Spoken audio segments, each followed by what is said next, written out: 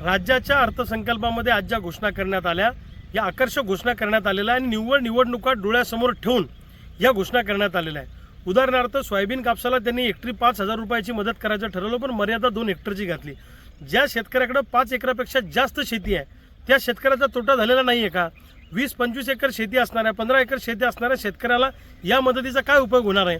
सोयाबीनचा एका एकराचा खर्च या वर्षीचा, हेक्टरचा नाही एकराचा खर्च 36,000 रुपये आहे आणि क्विंटलचा खर्च सोयाबीनचा 7,000 रुपये आहे। कापसाची सुद्धा तीच अवस्था आहे। कापसाचा एकराचा खर्च 40,000 रुपये आहे आणि क्विंटलचा खर्च कापसाचा हा 8,500 रुपये आहे। आणि या 5,000च्या हेक्टरच्या मदतीनं काय होणार आहे?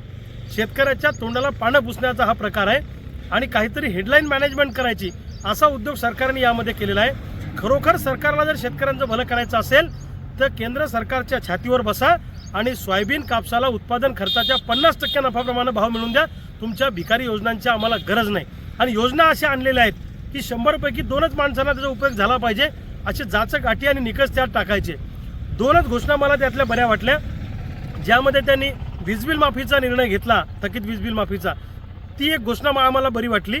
वारकरी महामंडळाचा स्थापन करण्याचा निर्णय घेतला, ही आमची जुनीच मागणी आहे, त्याचा विचार केला, ते स्वागतार्ह आहे। आणि पोलीस पाटलांच्या मानधनवाढीची ही सुद्धा आमची मागणी होती, त्याचा सकारात्मक विचार केला, ते स्वागतार्ह आहे। परंतु शेतकऱ्यांच्या दृष्टीने ठोस असं काही या अर्थसंकल्पामध्ये किंवा त्यांच्या घोषणांमध्ये दिसून आलं नाही।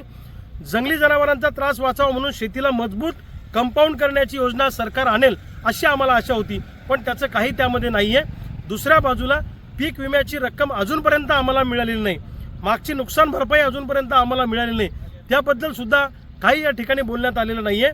म्हणजे फक्त आता 2-3 महिन्यावर निवडणुका आल्या, मतदारांना आकर्षित करण्यासाठी अशा काही आकर्षक घोषणा करण्याचा प्रयत्न सरकारने केला आहे। मला वाटत नाही शेतकऱ्यांच्या पदरात यातून काही पडेल, पण लबाडाचा अवतन जेवल्याशिवाय खरं नाही, तशी या सरकारची अवस्था आहे।